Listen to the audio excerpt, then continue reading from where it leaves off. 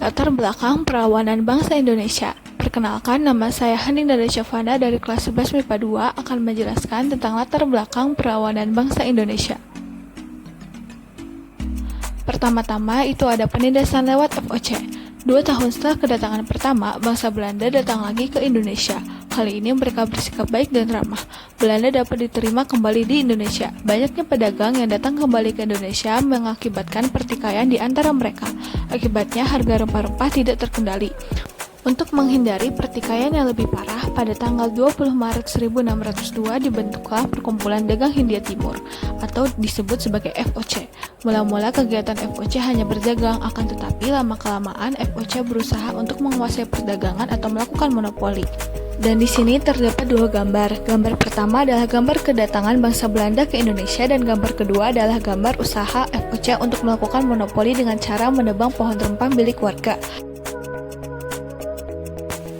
Pusat-pusat perdagangan yang dikuasai FOC adalah Ambon, Jakarta, dan Banda. FOC sudah berdiri dalam waktu yang sangat lama. Pada tanggal 31 Desember 1799, FOC dibubarkan dengan sebab-sebab berikut ini. Pertama, pejabat-pejabat FOC melakukan korupsi dan hidup mewah. Kedua, FOC menanggung biaya perang yang sangat besar. Ketiga, kalah bersaing dengan pedagang Inggris dan Prancis. Dan yang terakhir, para pegawai FOC yang melakukan perdagangan gelap. Pada tanggal 1 Januari 1800, kekuatan FOC di Indonesia digantikan langsung oleh pemerintah Kerajaan Belanda. Kerajaan Belanda atas wilayah Indonesia ini berlangsung sampai tahun 1942, dan pemerintahan Belanda di Indonesia dinamakan Pemerintahan Hindia Belanda. Yang kedua ada penindasan melalui kerja paksa, penarikan pajak, dan tanam paksa. Pada tahun 1806, Napoleon berhasil menaklukkan Belanda. Napoleon mengubah bentuk negara Belanda dari kerajaan menjadi republik. Napoleon ingin memberantas penyelewengan dan korupsi serta mempertahankan Pulau Jawa dari Inggris.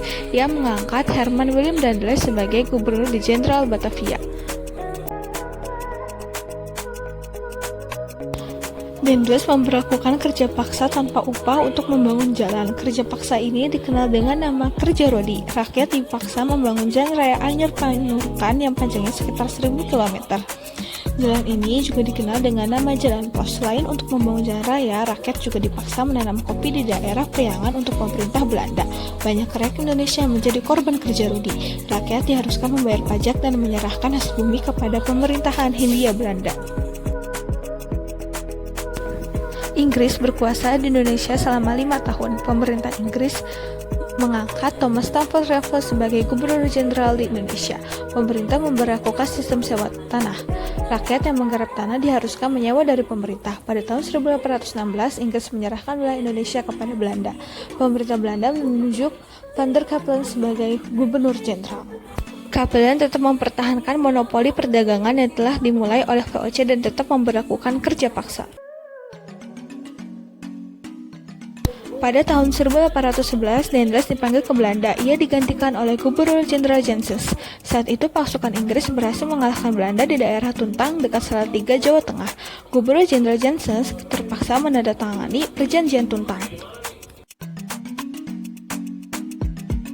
Pada tahun 1830, Van der Capellen diganti oleh Van den Bosch.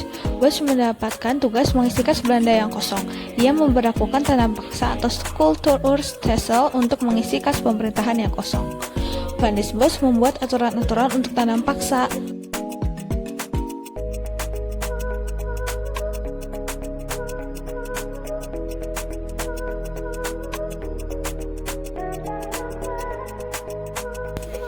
Kenyataannya ada banyak penyelewengan dari ketentuan itu. Misalnya tanah yang harus disediakan oleh petani melebihi luas tanah yang telah ditentukan.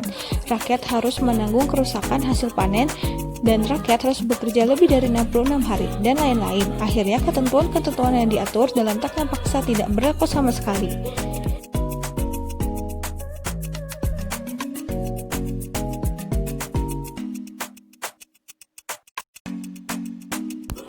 Pemerintah Belanda semakin bertindak sewenang-wenang, namun masih ada orang Belanda yang peduli terhadap nasib rakyat Indonesia. Di antaranya adalah Douwe Steker. Ia mengecam tanam paksa melalui bukunya yang berjudul Max Havelaar dengan nama samaran Multatuli. Max Havelaar menceritakan penderitaan bangsa Indonesia sewaktu dilaksanakannya tanam paksa. Dan berikut adalah gambar The Taker, dan bukunya yang berjudul Max Havelaar. Sekian dari saya, kurang lebihnya mohon maaf. Wassalamualaikum warahmatullahi wabarakatuh.